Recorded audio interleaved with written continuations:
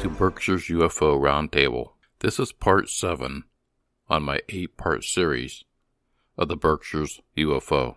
On Unsolved Mysteries, Berkshires UFO was one of the most watched shows released through Netflix this past summer of 2020. I reached out to a few of my past guests and friends that watched the Berkshires. I wanted them to share their thoughts, questions, and their views on the Berkshires UFO. Joining me today at the Berkshires Roundtable is Tambre Ross, who is the author, psychic medium, and paranormal investigator from Oklahoma. Tammy was a past guest and was kind enough to send me an autographed copy of her book, To Me With Love, that is available on Amazon, and the links will be in the show notes.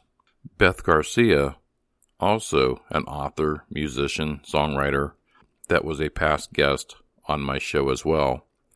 I am currently collaborating with Beth on a new song that I wrote, and I am thrilled that she is also at the roundtable. Beth is the author of The Candlestick, a book she wrote last year, and I bought the book off of Amazon, and it is very, very good. Beth has also written other books as well, and again, all her links will be in the show notes. Beth Garcia is from California. Also from California is Katie Brown. Katie is the host of Word on the Rocks podcast, a podcast on the paranormal and true crime. Sitting next to Katie is Jason Horton. Jason is the host of Strange Year podcast and also Ghost Town podcast, which Jason co-hosts with Rebecca Leib.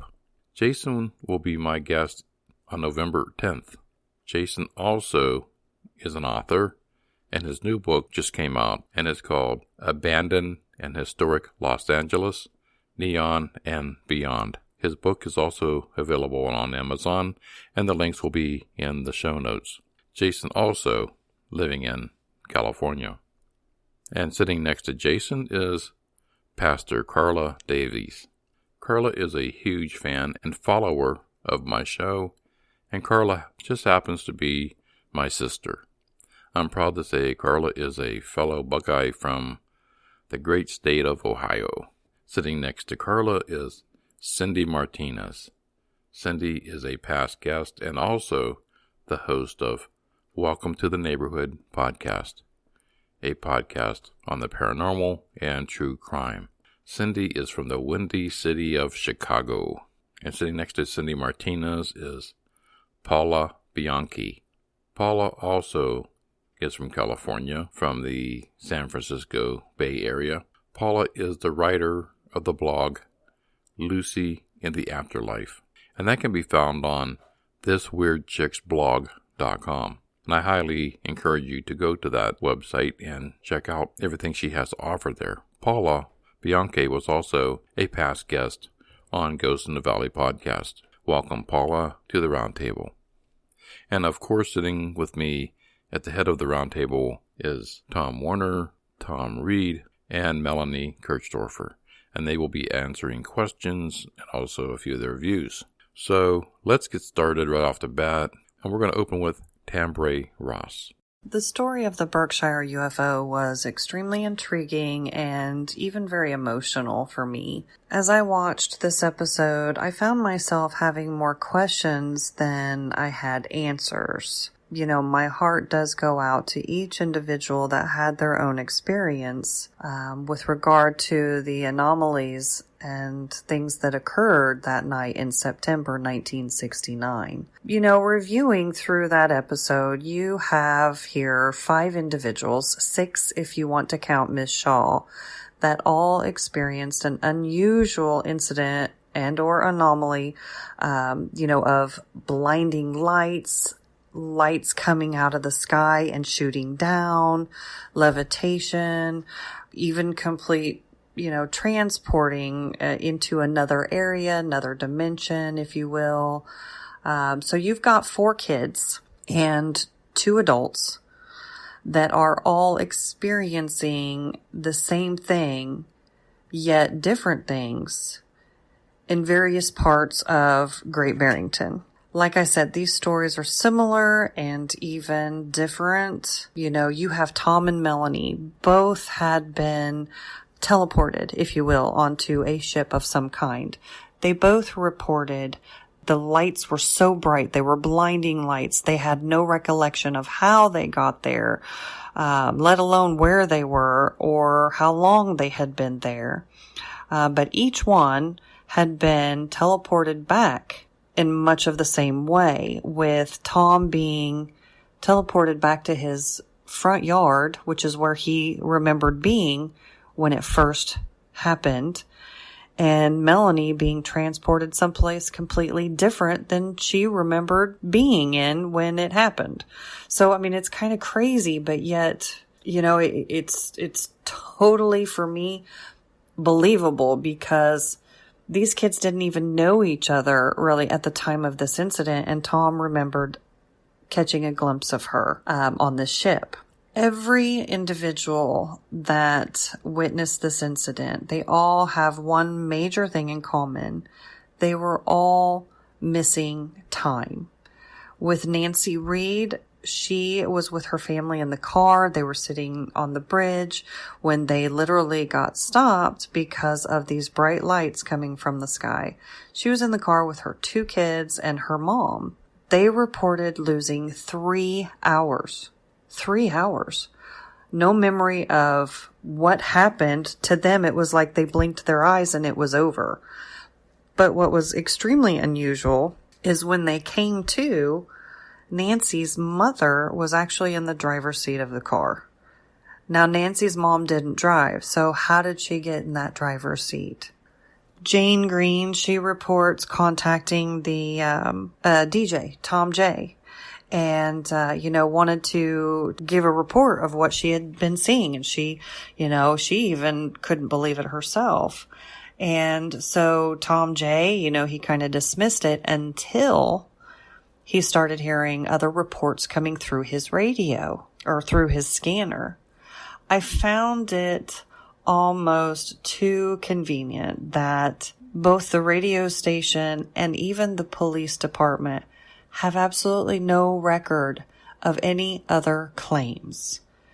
I find that extremely convenient. I believe with my whole heart that this incident occurred.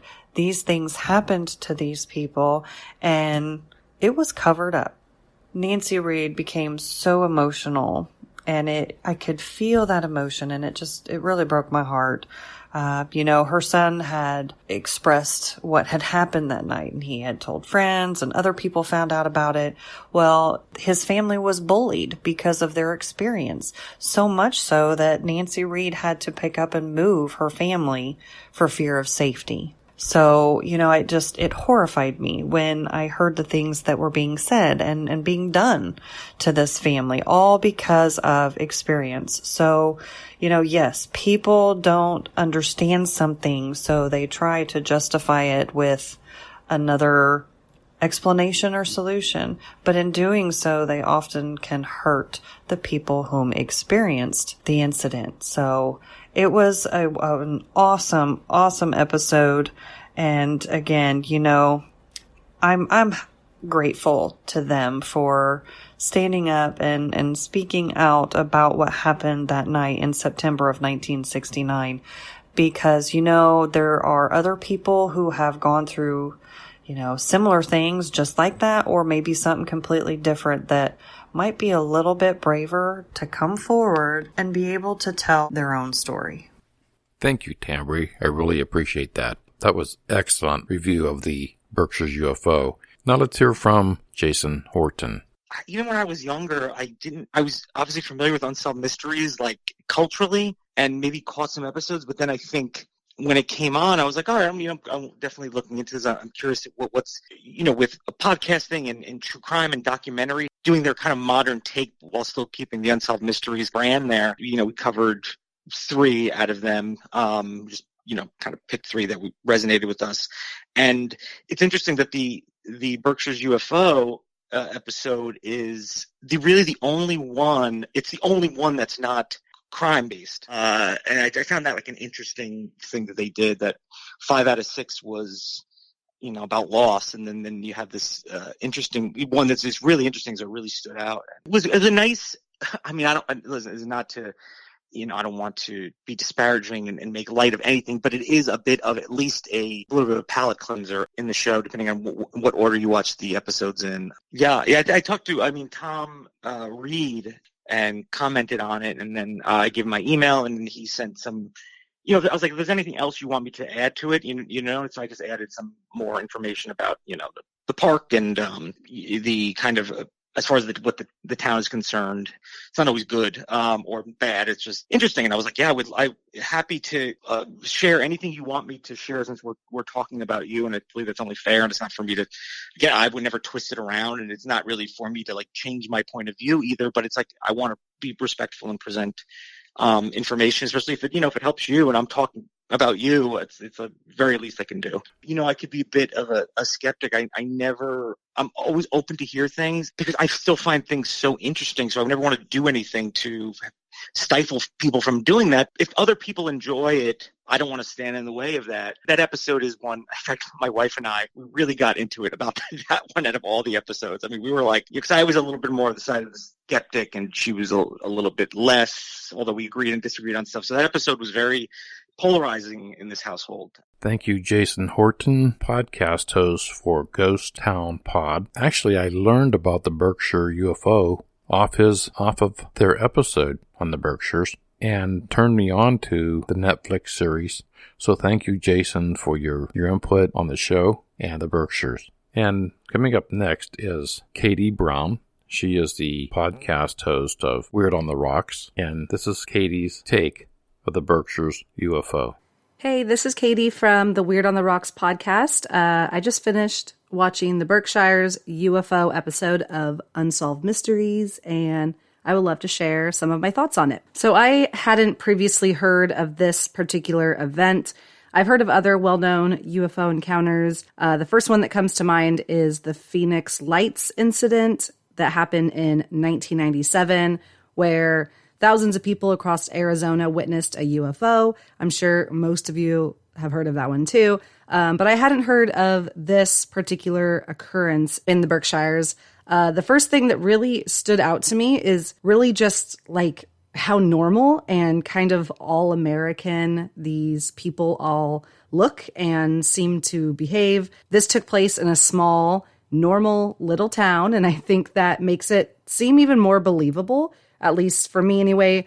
I also live in a small kind of rural, woodsy area, so I immediately kind of, put myself in these people's shoes and thought about what my reaction would be to something like this in my small town. The anecdote that really stuck out to me was of the boy who was coloring at a neighbor's house, I believe, and then all of a sudden he felt this strong urge to run out of the house and to go home, like a voice was telling him to leave. He thought that he was running home, but his friend said that he was actually just frozen in place and was running in place in the front yard, which I'm sure from a child's perspective was absolutely terrifying. Then he saw the UFO and its light kind of like engulfed him. And then the next thing he remembers, he was on a ship of some sort. He also remembers seeing a girl named Melanie, who is also interviewed for the show as an adult. And although she didn't see him on the ship, she remembers being on the ship too. I think the fact that they both remember this so vividly and can kind of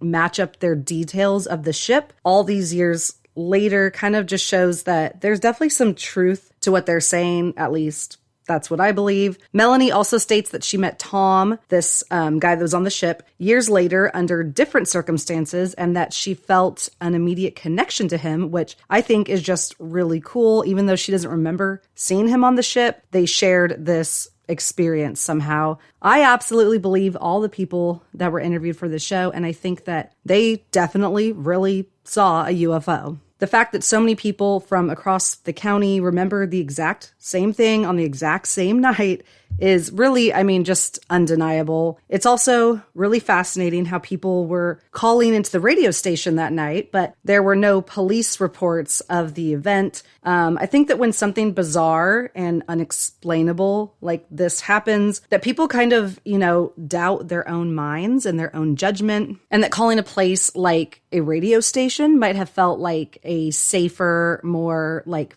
neutral option, or perhaps like they wouldn't be judged by, the station's host, like maybe they would be by the police, who might come out and question them and think that they're crazy. One of the guys interviewed was saying that he told some people his story later, but that over time he realized that it kind of made people uncomfortable, and he stopped talking about it because he didn't want to scare people away or be considered, the weird kid in school, which I totally understand. I think that with things like this, people tend to hide it and keep it to themselves, in fear of ridicule. And then they don't know until years later that other people had the same experience. It's probably very isolating feeling, I can imagine. I can only assume that being part of this show probably was kind of like a relief for these people, because they can finally talk about it openly and with others who saw the same thing. I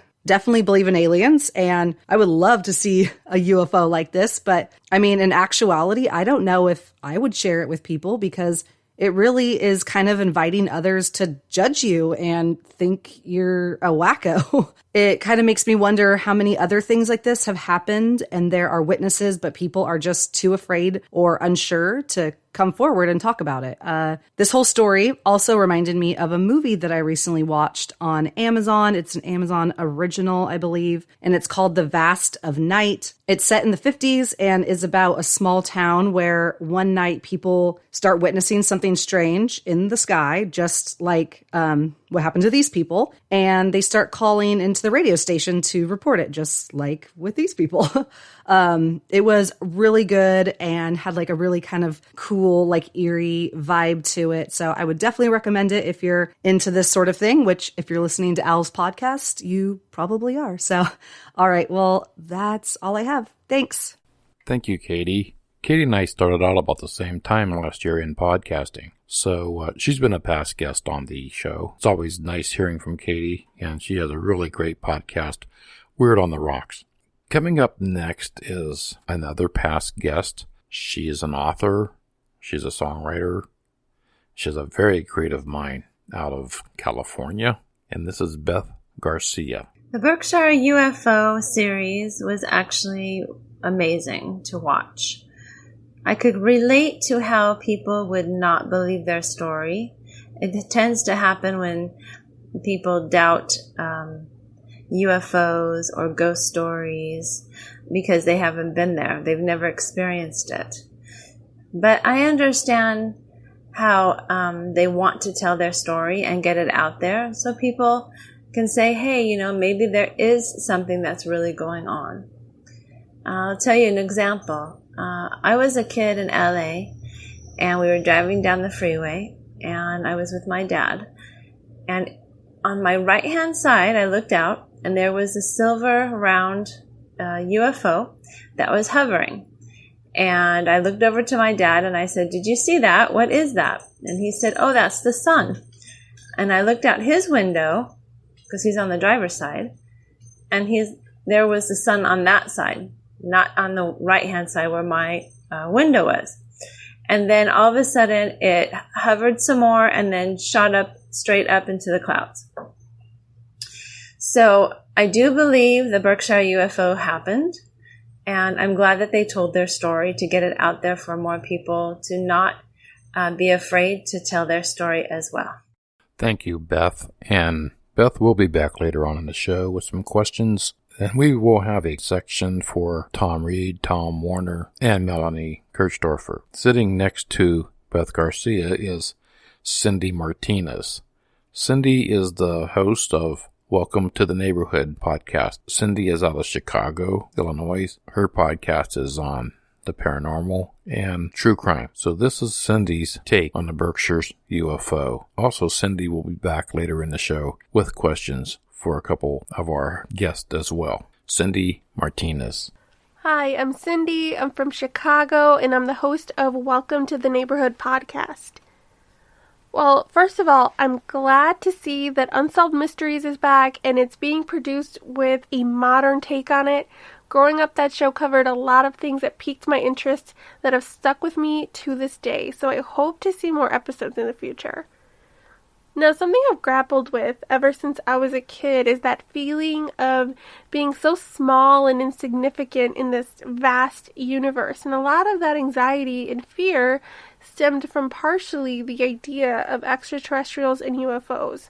Not so much the idea, but I knew and I felt that they were real. And this new UFO episode on Unsolved Mysteries is coming at a time where those things have been confirmed in a matter of speaking by U.S. intelligence earlier this year. Not only that, but 1969 was a very turbulent year, and it goes without saying that, so is 2020. The conversation of UFOs has always been highly disputed. A lot of people would rather dismiss it than give it the time of day. And what's crazy is that a lot of the stories from people who have allegedly seen a UFO or been abducted, a lot of little details do tend to line up. And there's so much footage and photos and documented stories out there now, it's hard to deny it at this point. Mostly beyond my curiosity, I feel sympathy with the people who experience these abductions. Not only because of their experiences and having little memory of what happened, but the backlash and discreditation they received from their peers and fellow civilians, especially the family from New York. It really showed how ugly it can get when your ordeals are rebuked and how easily crowds join to form a bad opinion of you. It goes beyond shunning, it's downright bashing. The human way to react to things that are unordinary or not easily explained is to reject it and, in a sense, demean it. And it's not fair because things like this happened all over to several other people even before this incident. And it's also quite unfair that there's little to no record of what happened that night when it's obvious that too many people experienced it for it to be a lie or a coincidence. I am curious as to what it was specifically about the people that were abducted that made them quote-unquote chosen. Was it random, coincidental, or was there something about them that made them stand out? I also can't help but notice that quite a few of them were children. Thank you, Cyndy Martinez, from Welcome to the Neighborhood podcast. We will have some answers from our special guests, Thom Reed, and Melanie Kirchdorfer, along with other questions from Cyndy and other of the guests coming up. Also will be some emails I received with their remarks and questions. We have a lot more to come. Stay tuned after these messages.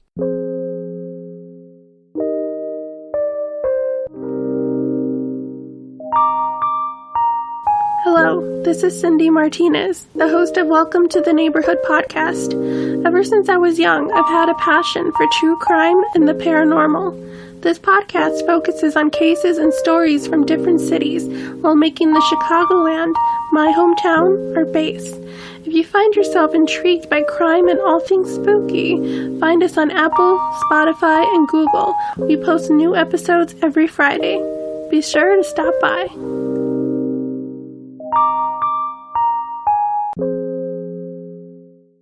Welcome back to Ghost in the Valley's Berkshires UFO Roundtable. Now comes the part of the show where our special guests, Thom Reed, and Melanie Kirchdorfer, will answer questions that were sent to me via email and also from our friends here at the Roundtable. So let's continue with Cyndy Martinez and a few of her questions. I'm more interested in Melanie's story, her waking up by the lake, away from her family's car, and having to walk home. I'm wondering what her parents thought or remembered. She said her sister believed her, but what about the parents? What was their experience realizing that she was no longer in the car? And how long was she gone? As far as waking up, I have no idea how long I was on the lake for. I know that I woke up when the sun was coming up. And that would have been whatever time the sun starts coming up in the morning on Labor Day weekend in the east. And I did not have a watch on, so I have no idea. The last thing I would have done would be to look at a watch at that time. I mean, I was 12 years old. Who's going to look at a watch after going through an event like that? That's the last thing that would have been on my mind. I was so frightened, and I had stomach pains. I woke up on the lake. I have no idea how long I had been lying there for. I know that I just had shorts on and a lime green sweatshirt on, and I had horrible stomach pains. I walked home. My parents' back door was unlocked, something my mom never did, and I was shocked that the door was unlocked because my mom is scared to death to leave the doors unlocked. So I walked in. My parents were there. They don't remember how they got home. My sister was like, "Where have you been?" I told her, and we never talked about it. I have a letter in front of me that my mom had written to me at one point that says that when we arrived home, we never ever discussed it after that. It was something that we never talked about because we don't even remember how we got home. She talks about how it was a red glow, reddish orange glow in the sky as well, and how frightened everyone was, and how she just remembers how other people won't talk about it either. It was just a quick note that I have that she had from when I was going through my PTSD hypnosis. I was able to get that out of her, and it was like pulling teeth to get that out of her because nobody wanted to talk about it. We weren't allowed to talk about it. Like I said, I was punished for it. But I did get that out of her through my sister, and I hope that helps. Tom Warner's story probably shook me the most. They were all interesting and unique in their own right, but with Tom specifically, it was as if he lost control of his body with the voices and emotions that were put there and the running in place for 5 minutes before the UFO and the light showed itself, and even when he was being brought back. So there was definite telepathy and perhaps telekinesis involved here, which is frightening for an adult to go through, let alone a child. I do have some questions for Tom, and I'm not sure if he can answer them, but do you know what happened to you while you were abducted, or do you have a theory as to what happened? I did have a memory of a table, so was I on the table? I couldn't tell. My memories, as I said before, were one seeing Melanie, then seeing other kids, always looking down anytime I saw a face. It was just too much for me. And then seeing what looked like a strange person, which I looked at as a human-alien hybrid, and then one that looked like an alien, which I had done a drawing of, which, by the way, my father, not long after I did the drawing, my father covered up the wall in the garage, which was just recently, I just recently did the renovation on the garage, and I was like, whoa. I think the first time I was just tagged. I don't think anything major was done, tagged, whatever. Was it how they did it? I don't know. The whole incident lasted about 7 minutes, but did it feel longer to you? No. If someone actually looked at me gone, and then I'm gone, and then 7 minutes later down, I have to assume that was 7 minutes. 2 weeks later when it happened, we lost approximately 45 minutes of time. So, I could have done a whole lot in 45 minutes.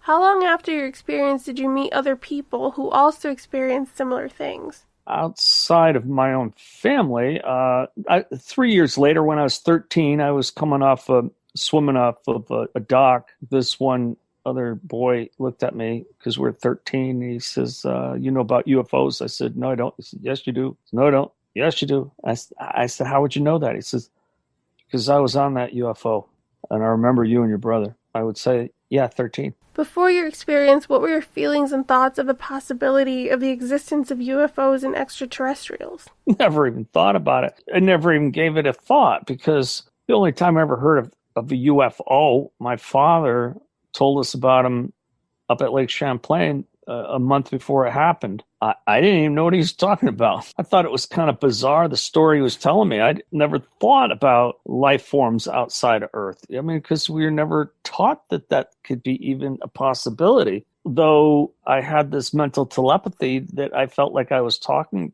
to someone from another planet. I didn't really give it any thought that, something would fly in and just drop out of the sky. It just was very, very surreal, you might say, when it happened, because it was like, it's just something you don't expect. You don't plan on it when you're 10 years old, Thank you, Tom Warner, for your answers to Cyndy Martinez's questions. The last question from Cyndy is to Tom Warner and Thom Reed. So was there anything you said in your interview for the show that was edited out that you feel might be important to your story? Okay, Thom Reed, we'll let you go first. Yes, our entire case was cut out. How it was mentioned at the United Nations, the official documents that officially inducted our family into the United States, as well as the monument that was unveiled in our family's honor. That was a beautiful tribute to my late father. Tom Warner. The whole thing about the Berkshires, it was talking about, and this is where I think they did a fantastic job, is they wanted to tell the story of how a UFO came into a community like the Berkshires and how it affected the people around there. So in that instance, I think they did a great job. I would have liked them to do another one showing other aspects of it, how the connection was to Lake Champlain. But I think that would have been a little confusing to the audience. They wanted to show how that affected Great Barrington and Sheffield, because most of the cases were right here. So I was more than fine. I thought they did a great job. I really do. I think, the director, all the way around, Josh Kessler did a great job, and Susan Nguyen, who personally handled people, Marcus Clark, of course. There's no one that didn't do a great job. It was A+ all the way.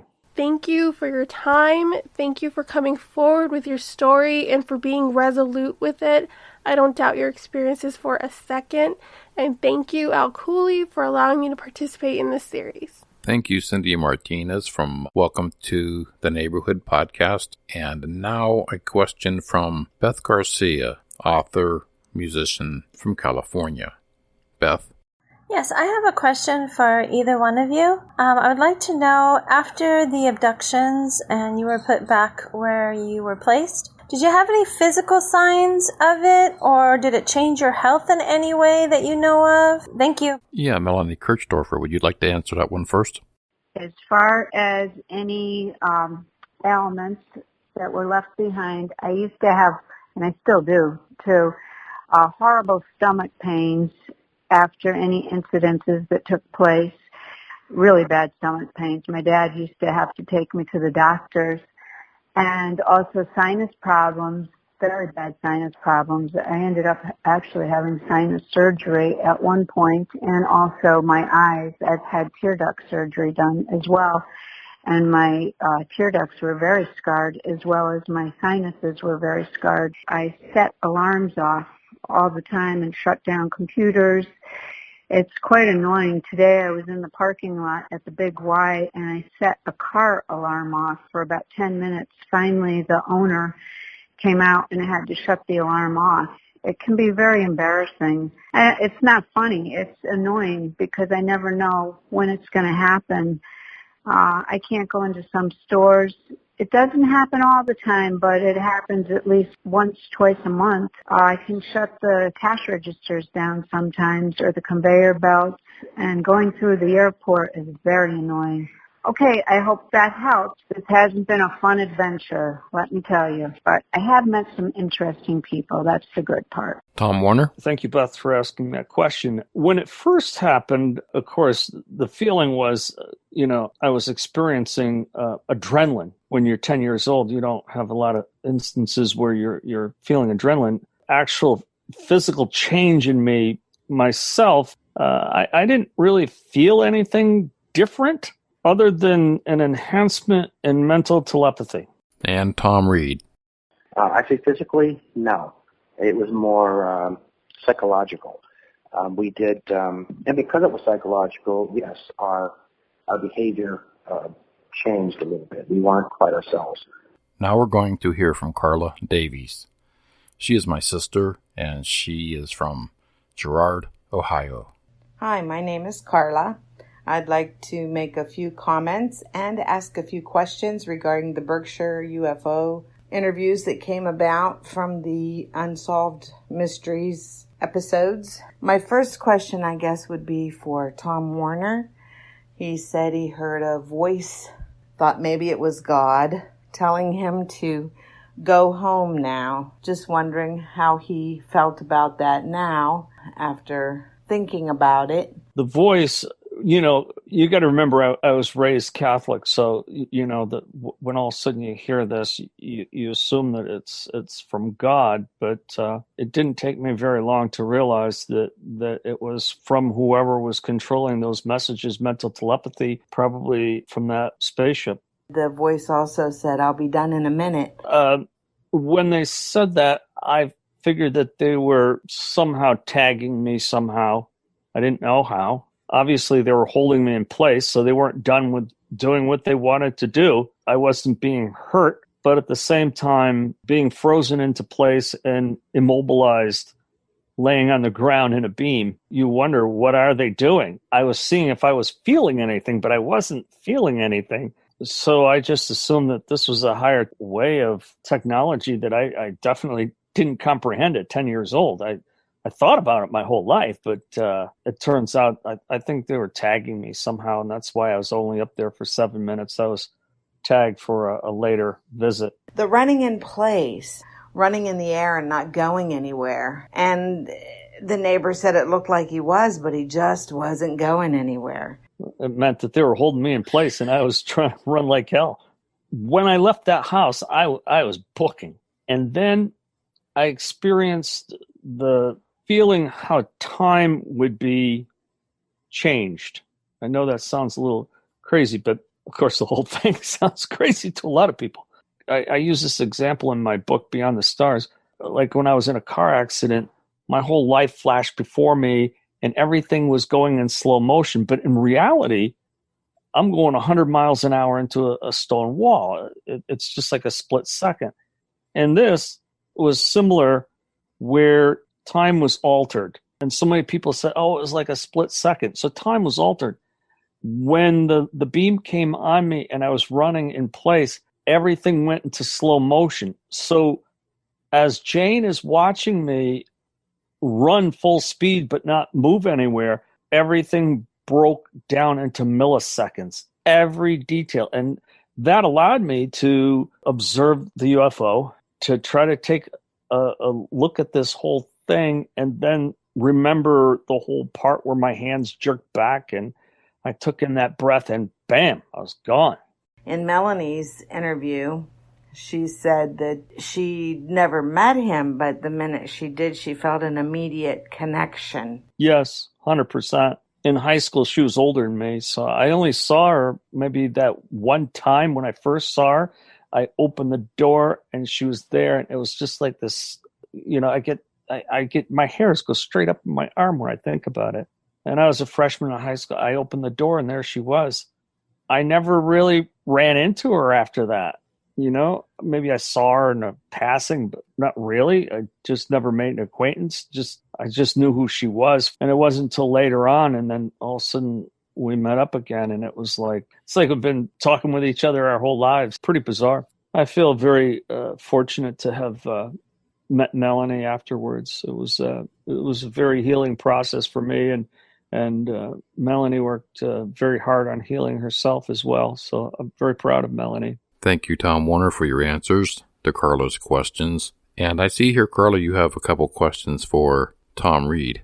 I felt so bad that his mother had to shut down the restaurant and sell it and leave town when that was her Norman Rockwell type of living that she longed for. And it just was sad that this event was something that caused her to lose sight of that, and that's terrible. He mentioned that when he and his family saw the spaceship, it was rising up out of the river, and then they felt like they were underwater.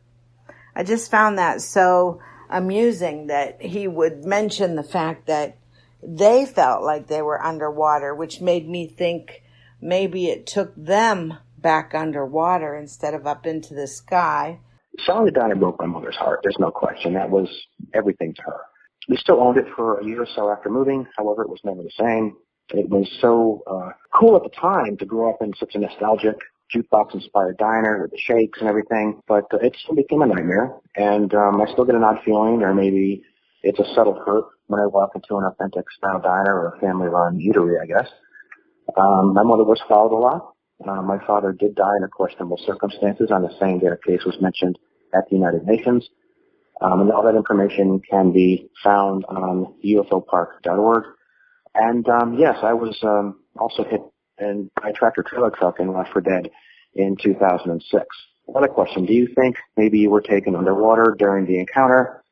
The water in the area is not very deep. I'm more inclined to think underground, as there are many government manufacturing facilities in the area, not to mention old abandoned missile sites. I love the fact that his mother and grandmother were placed in the car in the wrong seats, and that the grandmother never drove, but she was in the driver's seat. That to me was powerful. Just wondering if the grandmother ever spoke about it. I know his mom did and he did. Just wondering about the grandmother. We all recall flashes or moments and have some recall. My grandmother would talk about not being able to wake anyone up and how she nearly panicked to find an area large enough to turn the station wagon around. And she did not even own a car at the time. She did drive on occasion, but she was like 100 pounds and 5 foot tall, and the station wagon was a lot for her to operate back in the day. There were bigger cars. I'd say our family has always wrestled with the fact that my grandmother had to start the car. Shortly after, she became very private. She lost her sense of humor, wit, that spark she had. She was by far the most negatively affected, I would say. We'll be right back with questions and answers after these messages. This is Weird on the Rocks, a podcast that explores the weird, unusual, strange, and unexplained, all while getting our drink on. Join me every other Monday as I share a different cocktail and discuss true crime, paranormal stories, unexplained phenomena, conspiracy theories, and much more. Find Weird on the Rocks on social media, the website weirdontheRocks.weebly.com, and listen on all of your favorite podcast apps. And don't forget to cheers and stay weird. Thank you, Carla, for those great questions. Coming up is going to be some questions and comments I received over the internet. I will read the questions that came in. I'll direct them to Tom Warner, Thom Reed, and Melanie Kirchdorfer. The first question is to Thom Reed and to Tom Warner. The question is from Wesley Barnett from Denver, Colorado. Do you believe that they are still out there? 100% yes. And thank you for that question. My whole life I had these bizarre incidences. That September 1st, 1969, it wasn't the start of it, and it wasn't the end of it. It's continued my whole entire life of these bizarre instances, and for me to try to understand why all these bizarre happenings took place, and then for myself to take it all in and then try to make sense of the whole thing. And my only thing is I realized that I was a messenger and I had to deliver that message. And it's not easy coming forward. I mean, this is something that, it took me most of my life to be able to finally decide to come forward. And if it wasn't for Unsolved Mysteries, I probably wouldn't have. Thank you, Tom Warner. Thom Reed? My son has tested above coincidental chance with regard to remote viewing and has his heightened aptitude documented by the Miami Children's Hospital and his gifted school program. These papers and other documents were also turned over to Unsolved, but cut from the show. There is a lot regarding our family and the paranormal activity and some of the O-negative blood, groups that we have, O-negative, AB negative, A negative, what's this seemingly paranormal activity in our home now.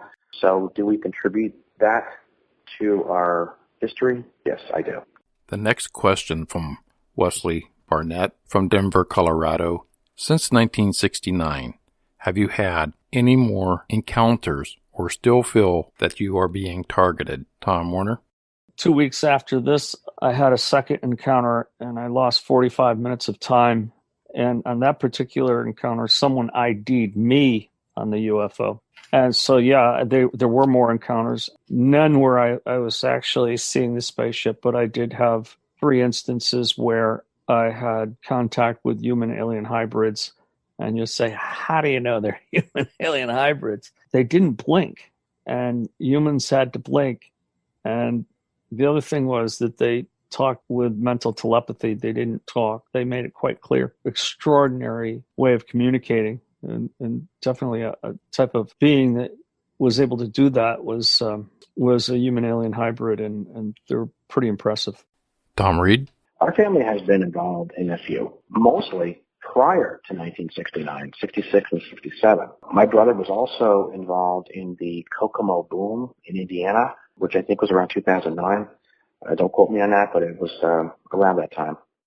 The next question is for Thom Reed from Pixie Howard out of New York. Did your family ever receive any death threats after the 1969 incident? Yeah, in 2005, I was nearly killed on December 19th when my parked car was struck by a tractor-trailer truck.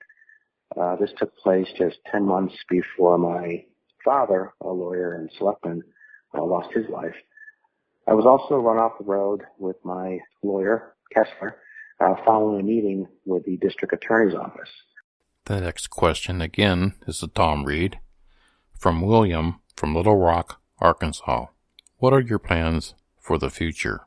Are you writing a book or a movie? To be quite honest with you, my plans include the expansion of our judgment-free UFO park, a free the public park that pays tribute to the local witnesses and my late father, a place that exemplifies peace and validation. The next question is for Melanie Kirchdorfer from Peter Jackson. He's from Ocala, Florida, and the question is, do you still talk to your mother today about the incident? I have a strange relationship with my mom. A lot of it has to do with this whole subject and her lying to me for all those years. So when this finally came out about 2 years ago, when she called me to go to the Historical Society and I found out she had been lying to me, I had to go for PTSD hypnosis to clear it all up for myself. And the hypnosis I had to go for 8 to 10 weeks. I have all the CDs on it. When she finally found out all of this, she finally admitted to my sister and said to my sister, why didn't I ever believe her? And my sister said, I don't know why you didn't believe her, Mom. We were telling you this all along and you never listened to her. And even I saw the little gray man, and you know that she came home early that morning and told us this, but she just didn't believe her. You told her not to talk about it. Apparently, she used to say that my brother had imaginary friends. But I was the middle child, and I was the one that was the independent one that she really didn't get along with as much. So I moved out at 17, and I'm really not close with her. But I did hear from my sister that she's happy that I'm finally coming forward and telling my truth, and she wishes that she had listened to me in the beginning. And she was the one that told me to go to the Historical Society and talk about it. So I've always had my sister watching my back because we shared a room together. So my sister knew what was going on. She always was there for me. She said to my mom, why do you think she didn't want to go to school? Why do you think she used to pretend she left for school and she would hide on the back porch? Because she was so traumatized, Mom. And I guess my mom felt pretty bad that she never listened to me, and she always made me lie about everything. I was actually locked in the basement one night, and that they found me sleepwalking. I don't know what else to say because I don't have a good relationship. I hear all this through my sister. I hope that helps. The next question is for Thom Reed. This will be a two-part question. The first part is from Amanda Ford from Houston, Texas. And her question is, why wasn't your brother in the Unsolved Mysteries Berkshires UFO episode? The second part of that question is from Frankie Johnson from Denver, Colorado. Was anything left out of the episode that was important? So I think those two questions go together. Thom Reed? Matthew declined because he lost his trust in documentaries. He said, sure, Unsolved promised they will present our official state documents, but mark my words, Tom, they won't. And sure enough, they didn't. And although they were filmed, scanned, and were hand-delivered, they were all cut out of the episode. My mother nor brother will now never do another show again. They're done. My mother only opted to go on camera with Unsolved because our documents and the credentials that my father held and was able to see this case mentioned before the UN, that was why my mother opted to go on camera. It was a way for her to pay tribute to her late husband, who lost his life at 54 years old, again on the same day that this was mentioned at the UN. It was through his efforts that this became state inductive in a lot of ways, as well as our diner played a part in it too. But for this reason alone, she agreed to go on camera, and she watched the episode with me, and her face dropped, and she teared up and walked out of the room because not one single document was shown. And that was the only reason that she opted to go on the show. And so, of course, Matthew calls up and says, see, I told you. The next question is from Jimmy Pillar. He is from Anchorage, Alaska, and his question is to Tom Warner. How was it working with the others that also experienced the UFO encounters? Everyone did a terrific job. The Reeds, Tom and his mom, and, Melanie and Jane Green. Everyone did a terrific job. Everyone was so brave coming forward. I'm very proud of everybody, what they did. Another question for you, Tom Warner, from Brenda Spencer from San Francisco. Are you selling your paintings? I'm sure she's referring to the UFO painting that I did. There will be prints available, and I'll give you links when we're ready on that, because everything's going to go up at the same time. There's going to be 2 prints. There's going to be the book cover print, which is a terrific piece of artwork, and also the original painting I did is up for sale. And, if anybody wants to ask me about the original, we can discuss that anytime. I'm very easily approachable. The next question is for Thom Reed. It's from Betty Zillinger from Savannah, Georgia. What is your plans now since the Berkshires episode was released? What is your plans for the future? To be quite honest with you, my plans include the expansion of our judgment-free UFO park, a free the public park that pays tribute to the local witnesses and my late father, a place that exemplifies peace and validation. The next question is to Melanie Kirchdorfer from Ralph Moore from Brooklyn, New York.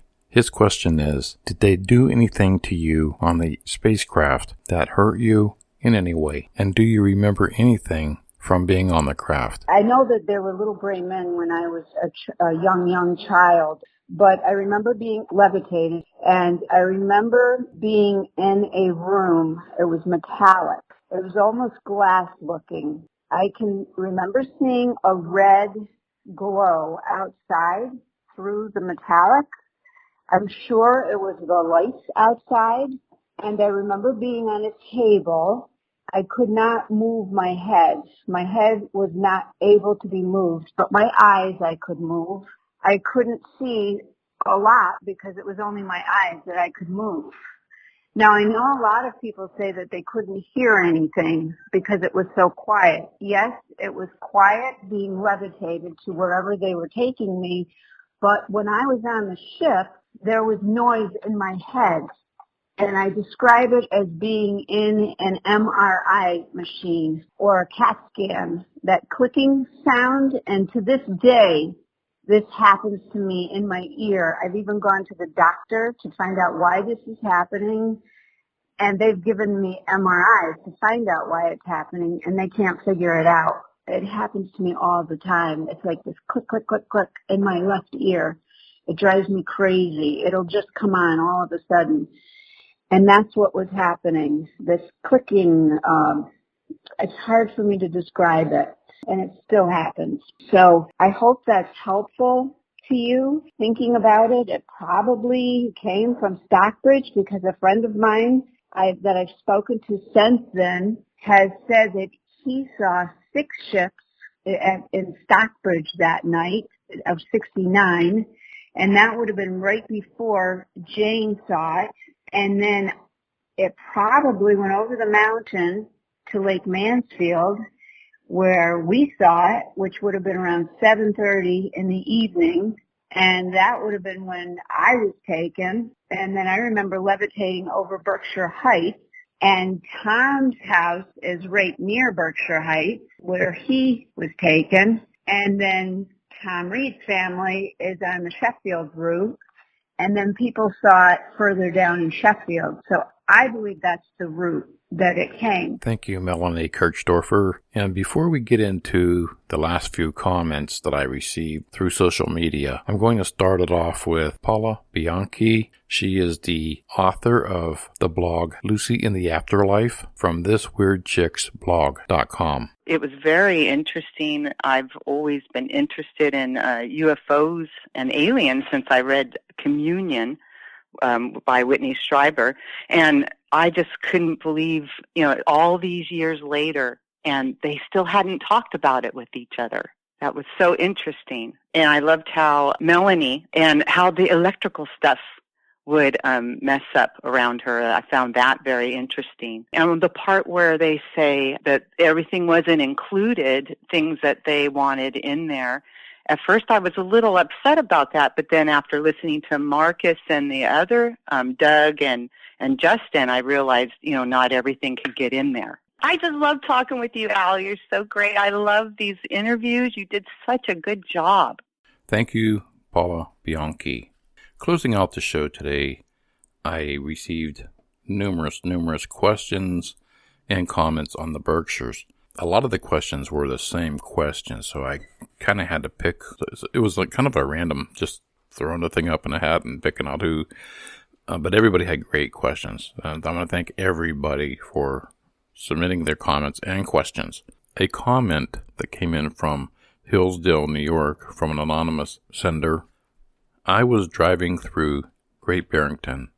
I saw 7 lights at first in the sky in a V formation, then just 3, then just 1. And the one just sat there for almost 5 minutes. I called it in to the police department, and the dispatcher wanted to send me out an officer to take me home. In other words, I was intoxicated. I decided not to do that, and I just left. And I kept this under my hat for 50 years until I saw the Unsolved Mysteries Berkshires UFO. And I decided to share this with you. Another comment that came in from Brenda Spencer, and she left a question earlier. Brenda is from St. Mary's, West Virginia. It was my 21st birthday, September 1st, 1969. I was sitting on my front porch watching the sunset. I had a couple of glasses of wine, but I definitely was not intoxicated.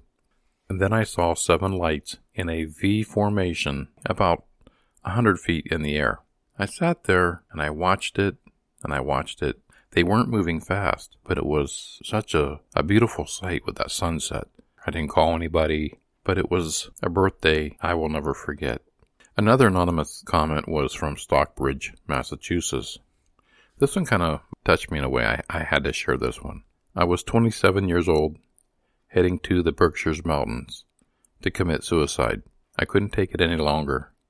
You see, I've always battled migraine headaches. I was hospitalized numerous times for these headaches, and that evening I decided I just couldn't take it anymore, and I decided to end it all by driving to the Berkshires. But on my way to the mountains, I seen something very beautiful right above me. It was colorful lights. It was just mesmerizing. And I stopped, got out of the car, and a light shined down on me from the craft. It wasn't anything I've ever seen before, but it was just, the lights were just colors I just can't explain. The next thing I know, I was back in my car, in my driveway at my house. I don't know how I got there. I don't remember even getting there. I don't know if I was taken from the car. I don't know. I just remember standing in the light that shined down on me and then back at my house. But one thing for sure, I never had another migraine headache. I felt very energized, like I was reborn. And one thing I do remember after watching Tom Warner on the Berkshires episode, he said the voice just told him to go home. And this voice also, mental telepathy, just said, go home, go home. But I never had another migraine headache. I'm in perfect health. And I want to thank Tom Warner for sharing his story. And actually all of them, Thom Reed, Melanie, Jane, and I hope a lot of other people can come forward to share their story. And the last comment is from Z. Z is from Japan. And here's her comment. If you believe in God or a great spirit that created Earth and every living creature on it, then couldn't it be possible that that great spirit, that great creator, could create the entire universe?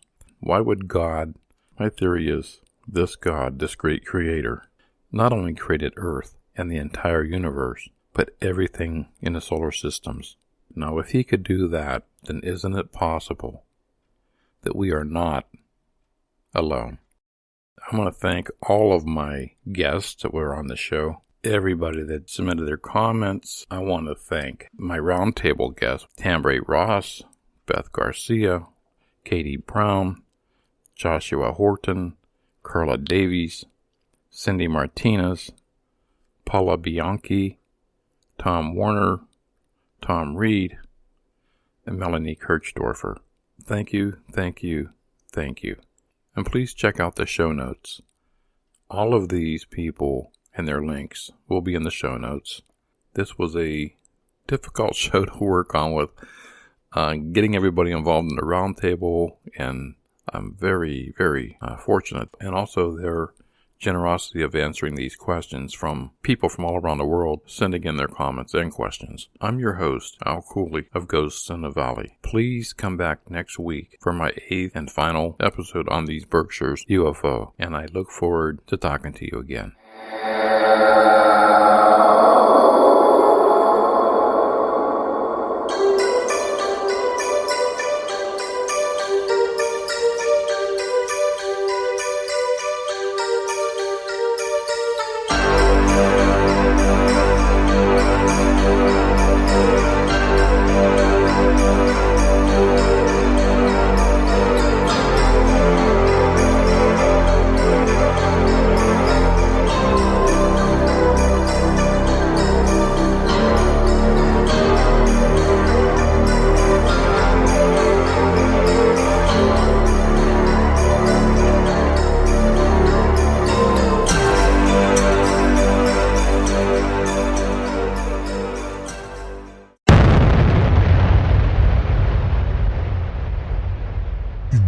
Podcast Network.